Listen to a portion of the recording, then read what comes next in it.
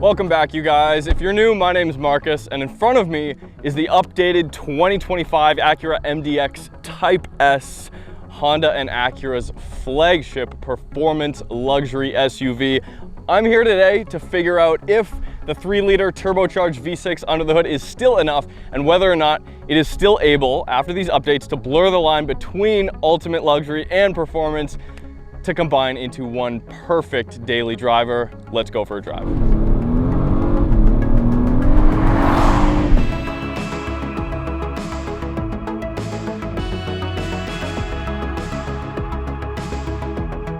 All right, you guys, as you can tell, they have updated the exterior for this year 2025 MDX. So this one's been painted liquid carbon metallic.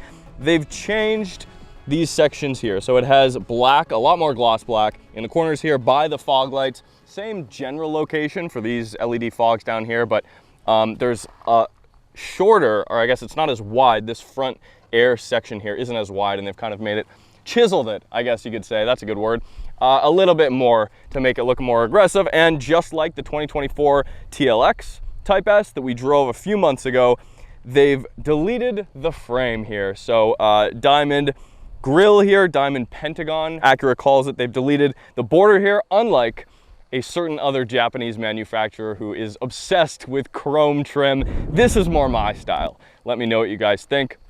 They've also darkened the headlights. They've darkened the tail lights. If we come around the side here, these 21-inch 5-spoke black wheels are brand new for this year, exclusive for the Type-S. So effectively every trim level above the tech spec gets those new gloss black kind of grille pieces, but the one big thing that will differentiate the Type-S visually from the lower models are these 21-inch wheels. So you get an extra inch with the Type-S, and then of course another visual cue is the Type-S badge. Things you don't really see, the Acura 360 watch has been upgraded too, so there are just more radar sensors. There's a new long distance radar sensor, and the front camera has been upgraded too. And with that comes lane change mitigation, as well as lane change assist. So if you click the signal stalk once on the freeway, if you're in radar cruise, it will change lanes for you. So that's been added for the top of the line Type-S. Let's get on the inside, because that's where a lot of the other changes are. We're just gonna throw it in Sport Plus, because in the Type-S, that is an exclusive drive mode. So as soon as I hit that dynamic mode button into Sport Plus, the suspension lowered just one notch to give a little bit lower center of gravity. The dampers firm up, and with that air suspension, we have 4 modes, which I'll get to in a little bit. But suspension gets stiff, but not too stiff. It's still incredibly comfortable here. Of course, we have about 4,800 pounds to toss around. 355 horsepower here, 354 pound-feet of torque, paired with a 10-speed auto. It might not sound like a whole ton of horsepower, especially when you consider the price compared to the European and Korean counterparts, but it's a great engine. It's got a bit of a grunt to it. It does not have the sound of the inline sixes of BMW and Mercedes. Steering is pretty much perfect. A little bit more weight is added in Sport Plus. Steering wheel itself is perfect. That's the only word I could think to describe it. And this is, of course, the same steering wheel we get in the TLX Type-S. And a lot of those handling characteristics carry over here, or at least that's the attempt. Now, I mentioned in my TLX Type-S review that, of course, one of the downsides of having a transverse mounted V6 with a big single turbo is that you don't have the best weight distribution. You don't have optimal weight distribution when compared to some of the inline 6 longitudinally mounted engines that some of the other manufacturers are putting out. Now, it was a bigger point of contention, I guess you could say, in the TLX Type-S, because that is a true sports sedan, or at least that's what it's trying to target, that driving style, right? It's less of an issue here. You're already dealing with a massive 3-row SUV. As a road trip vehicle, that's what this is to me. It is fairly good at 99% of road trip activities, and some of those activities might include kicking it down a gear, and putting your foot down. We'll go from a dig here, see what it can do. A little bit of a brake boost, and we're off. 60. Now the 10-speed is good in most scenarios. So if I go down from Sport Plus, Sport into Normal, it does well, although if you do put your foot down, you are able to notice the shifts a little bit more, especially at low speeds. At higher speeds, over 50%, I would say between 50 and 75% throttle, you get really crisp shifts, and that's where it really shines across the board in all drive modes. Lower speeds, there is sometimes a little bit of a delay, and especially in comfort mode, but that's kind of what's tuned in, right? I just think when you hit this D/S button down here to put the transmission in sport mode, you get just crisper shifts overall, even in comfort mode. Overall, the 10-speed kicks down quick, and of course you can use the paddle shifters as well. The downshifts blip perfectly. If you have it in Sport Plus and Sport mode in the transmission, it just, yeah, it's crisp, it's quick, and it does everything you want. SH all-wheel drive here, 70% of the torque can be sent to the rear and 100% of that torque to either the left or right wheel. Of course, in normal mode here, the suspension softens up, and we go into comfort, you notice it even more. It's one of my favorite things about this car. And I did have a few passengers coming up here on this drive up to the Okanagan, and I got comments on the suspension. As soon as we hit the construction section of the road, I turned it into comfort mode, suspension softens up, and it just smooths everything out, but somehow the small details of the road still manage to come through the steering wheel, the pedals, but the seats soak it up. You don't really feel much through the seats, which is good. I would consider this a luxury SUV, absolutely. Does the vehicle feel dynamically fun to drive? Yes. And while no, you won't find any bouncing suspension tricks hidden in the menus, the Type-S has varying ride heights with varying degrees of visual scrutiny. Lift it anywhere but on a trail, and the 21s begin to look ridiculous. Lower it back down for the smooth pavement, and it looks like a blown-up wagon. It's a practical tool of the Type-S, and of course, much like a G-Wagon, must only be used as such. Now, in comparing to the competition fuel economy, this gets an average of 19 miles per gallon.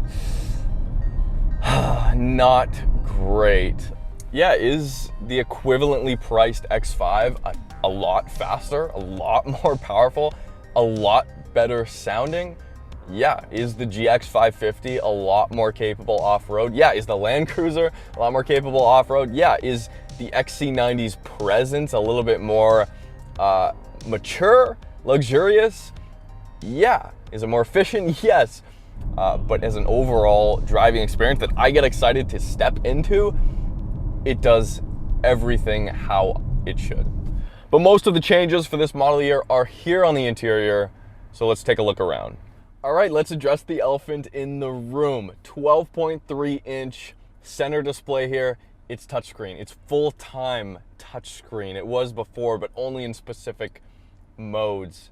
Very confusing, incredibly confusing. In fact, it's still that way in the TLX Type-S. The TLX Type-S has this new 12.3-inch screen, but they're still using the trackpad in that car. This is as new as it gets. Acura, thank you. We all thank you. Now, it wasn't the worst trackpad, but this is infinitely better. Physical volume knob, which is great. Next song button here. Wireless charger is easy to get to. 2 cup holders, a couple of USB-Cs here in the center console. We have this little plastic bit that pops up. We've got a normal USB and a USB-C. And speaking of analog, I didn't think that here in 2024, the sound of a tactile temperature control button would be so welcome. It just makes your day when the first thing you do when you get into a vehicle is not touch a screen. That's a win for me. The screen itself, really good, amazing colors, of course, Android Auto and Apple CarPlay are standard, and it is very responsive. It's, yeah, tacked onto the dash. That was kind of inescapable, but it's definitely not intruding on my view over the hood or anything like that. A few Google items are built in, like Google Assistant, and of course, the seats have been redesigned, slightly redesigned here. They're fairly similar to what I remember in the last MDX I drove. They have suede inserts now, 16-way adjustable and 9-way massage function. The best. So last week I was just in the new Mercedes CLE 300 cab. That one was spec'd with massage seats. Not nearly as good. This one has a ton of adjustability, a ton of options, and the seats themselves, adjustable bolsters, yeah, that's a flex. That's a huge flex, and the lumbar is infinitely adjustable. Great seats, Acura. Love the focus on that. Are they as good as the XC90 seats? I'd really have to take them back to back. I love those XC90 seats in the top trim, but you do have to pay more in that model to get those. But the gauge cluster is largely unchanged. However, I can view my map now in the display here, just on the right side. That's all you need, just a little display. Of course, we have the heads-up display here. We have a huge panoramic sunroof here. Materials are great. We have this one spec'd with the red leather, open pore wood. I love this combo. Maybe red's not your thing, but it kind of goes with the excitement that Acura is trying to convey, so I get it. Bang & Olufsen sound system. That's another big one. That's kind of the biggest on the interior, other than the axing, the absolute murdering of the touchpad that we can all celebrate. Let's take a moment right now. That was great. Bang & Olufsen 31 speaker sound system here. It replaces the ELS audio system. This one has 12 speakers in the headliner and a ton of options. I've been playing with it this week on my little kind of mini road trip, 1,200 kilometer road trip. We can adjust between stereo and 3D surround. It's got a ton of options, a lot to play around with here, a lot to nerd out on. Great sound system. It is a comfortable place to be, and this is why I tell you it's a perfect road trip SUV. The MDX Type-S in front of us costs $77,000 USD or $92,000 Canadian, which isn't cheap, but as far as capabilities go, there's not much else I could ask of it beyond what I've mentioned. Let's list off my requests anyways. Despite the updated radar for cruise control, it struggled multiple times this week to keep a consistent speed on gentle freeway bends, suddenly slowing down because it detected a vehicle in the lane next to me as I was approaching, but responded as if it were a vehicle directly in front of my trajectory in the lane. I love radar cruise, but I gave up after this happened 3 more times. What I would say is, because this is the top model in Acura's lineup, and it hasn't fallen behind in power yet, definitely not in handling, dynamics either, but if they really wanted to step their game up next generation, this all-wheel drive, this engine with a little bit of hybrid assist.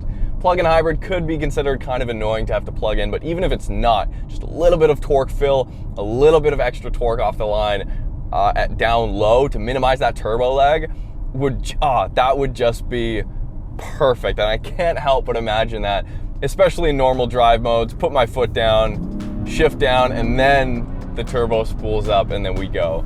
So there is a little bit of a lag there. It handles with ease, rides like bliss, holds 7, and is one of the most well-rounded luxury performance SUVs out now. We'll see you next time.